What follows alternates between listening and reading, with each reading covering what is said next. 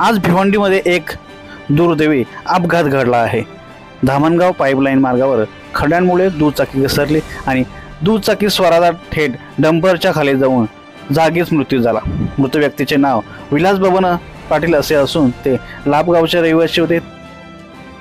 धक्कादायक बाब म्हणजे अपघातानंतर तब्बल 1 तास मृतदेह खड्ड्यातच पडून होता।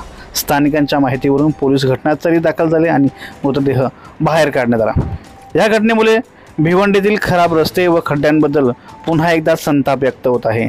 नागरिक प्रशासनाकडे प्रश्न विचारत आहेत की आणखी किती बळी गेल्यावर रस्ते दुरुस्त केले जाणार।